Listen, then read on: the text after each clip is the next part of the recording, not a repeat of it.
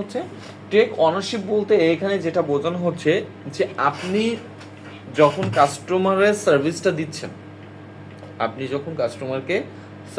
দিচ্ছেন, তখন কাস্টমার যে প্রবলেমটা নিয়ে আপনার সাথে কথা বললো, প্রথম প্রবলেমটা তো শুনলেন বাই অ্যাক্টিভ লিসেনিং। কথাটা শোনার পর আপনি ওই জিনিসটাকে নিজের আওতায় নিয়ে চলে আসবেন। অর্থাৎ কাস্টমার তার প্রথমে প্রবলেমটা বলে দিয়েছে, এবার কথা হচ্ছে ওই প্রবলেমটা কেন হচ্ছে, কখন হচ্ছে, ওটা কিভাবে সমাধান করতে হবে, তার এ টু জেড নলেজ কিন্তু আপনার কাছে আছে, রাইট? যেহেতু আপনার কাছে ওর এ টু জেড নলেজ আছে, সেহেতু এবার আপনি কাস্টমারকে গাইড করবেন।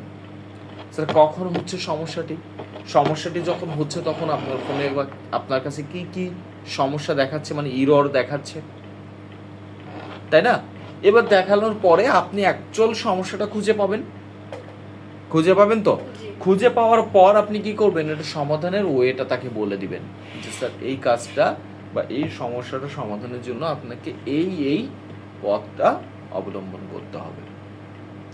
কিন্তু আপনি যদি ওনারশিপটা না নিয়ে, অর্থাৎ কন্ট্রোলটা না নিয়ে আপনি শুধু জিজ্ঞাসা করতেন, আচ্ছা বুঝতে পেরেছি, ঠিক আছে, দুঃখিত, আন্তরিকভাবে দুঃখিত স্যার, আপনি যদি এটা করতেন, এটা করলে যেটা হতো, কাস্টমার কিন্তু তার সমস্যার সমাধানটা পেত না, বরং কি হতো, কাস্টমার তার প্রবলেমগুলো বারবার বলতে থাকতো এবং আপনি কিন্তু তখন আপনার যে সার্ভিসটা দিতে হবে, আপনি কিন্তু সার্ভিসটা আসলে প্রপারলি দিতে পারতেন না। কারণ কি, একটা সার্ভিস দিতে গেলে তো আপনাকে গুছিয়ে কথা বলতে হবে।